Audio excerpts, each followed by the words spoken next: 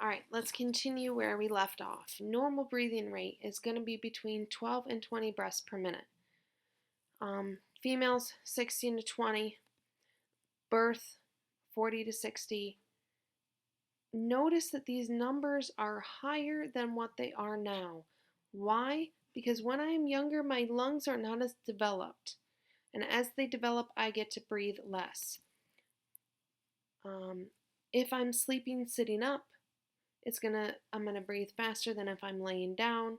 If I'm actually trying to stand up and sleep, I'm gonna breathe even more.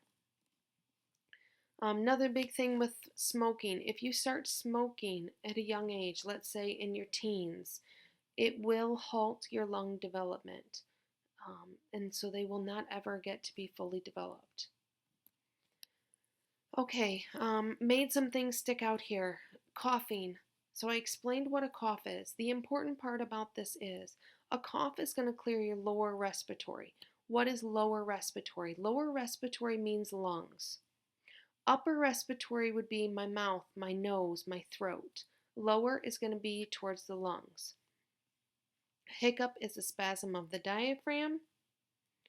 A sneeze is going to clear the upper respiratory. So when I got a tickle in my throat, a tickle in my mouth, tickle in my nose, that's when you're going to see the sneezing occur.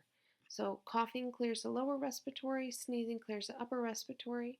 A yawn is just my body's way of bringing in a little bit more oxygen. Whether I'm tired, whether my body just feels like I need some more oxygen to perk me up a little bit.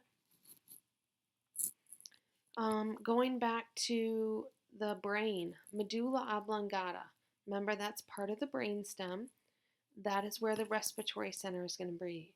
So we talked about that the medulla oblongata was the last to be affected by alcohol. It's in charge of your swallowing and vomiting.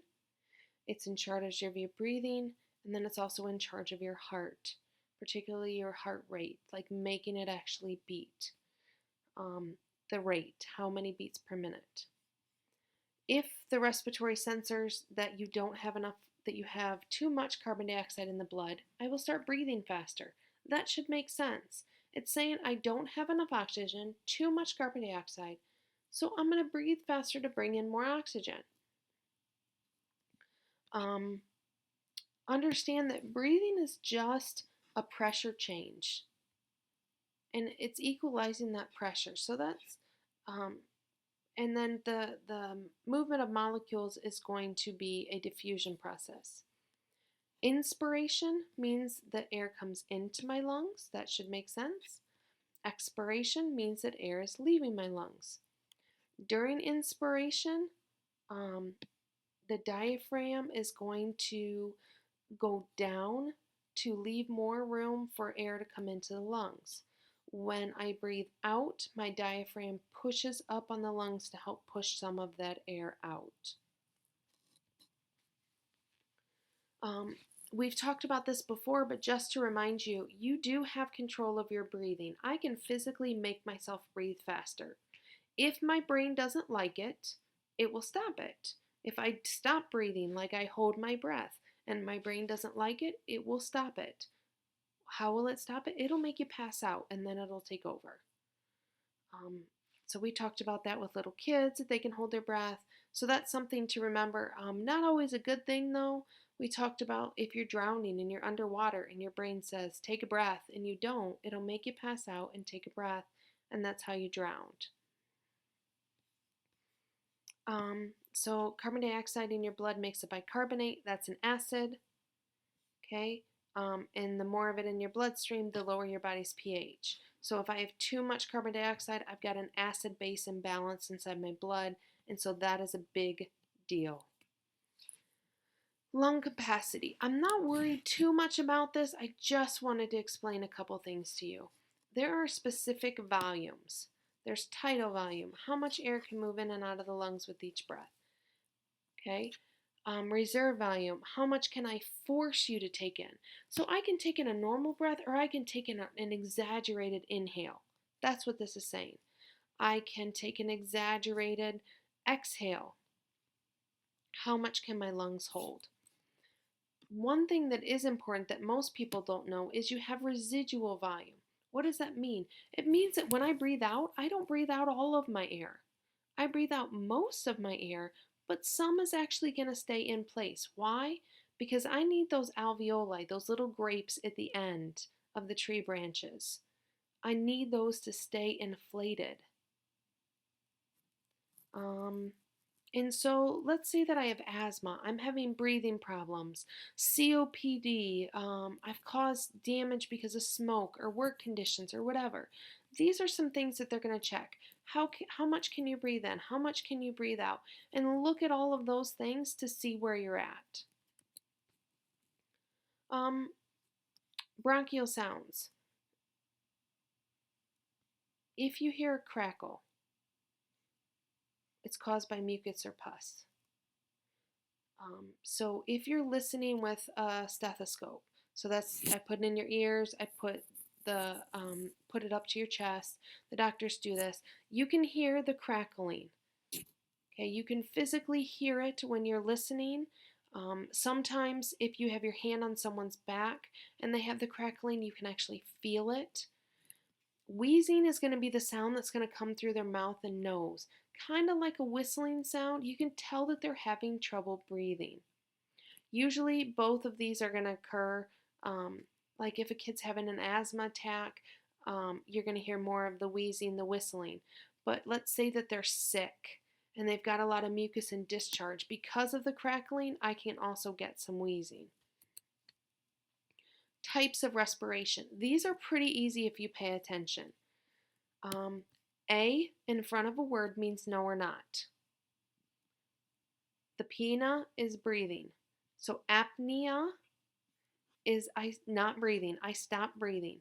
So a lot of you have heard of sleep apnea. You stop breathing while you're sleeping, whether it be for 10 seconds, 15, 30. And there's a machine with a breathing mask and it makes a whole lot of noise that can help you breathe better and help you get a good night's sleep. So apnea, a lot of you have heard of sleep apnea. I stop breathing. Sleep apnea says you stop breathing while you're sleeping. D for difficult. I have difficult or labored breathing. E is easy breathing. Hyper, increased breathing. Okay, ortho is going to be in the horizontal position.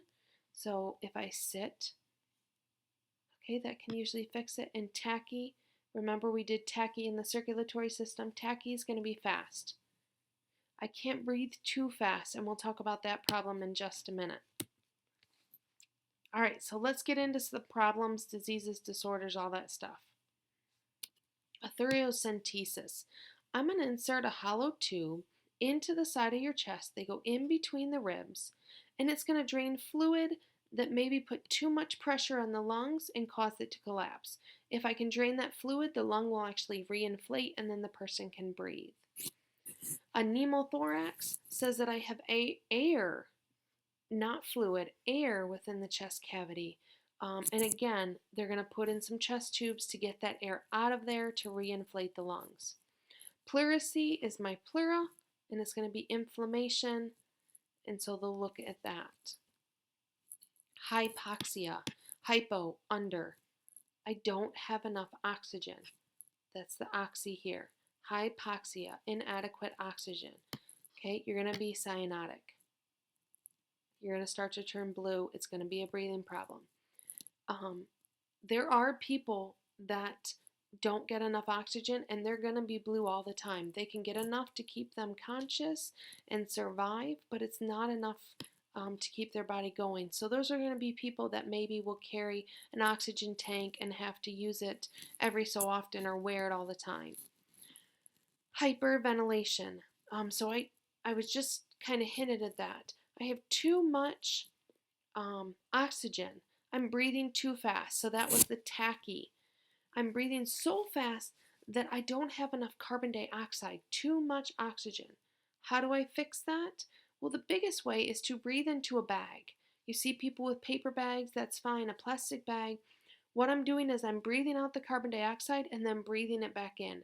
And that is going to equalize the oxygen and carbon dioxide levels. I was very specific earlier. Remember that I said that you have Oxygen and carbon dioxide in your lungs and in your blood. So breathing in and out, I'm still getting oxygen, but I'm also getting some of that carbon dioxide I need. If I don't, I will faint, and then my body will do it for me. So I'm breathing too fast, need to slow down, and the bag is the way to usually do that. Carbon monoxide poisoning. Um, Big thing with carbon monoxide, we talked about that oxygen attaches to the hemoglobin and then it's taken to the body. If carbon monoxide, so CO, mono being one, if carbon monoxide is present, it will take the place of the oxygen. But when it gets to the body, it doesn't let go. So your body would normally take it out to a cell and let the oxygen go.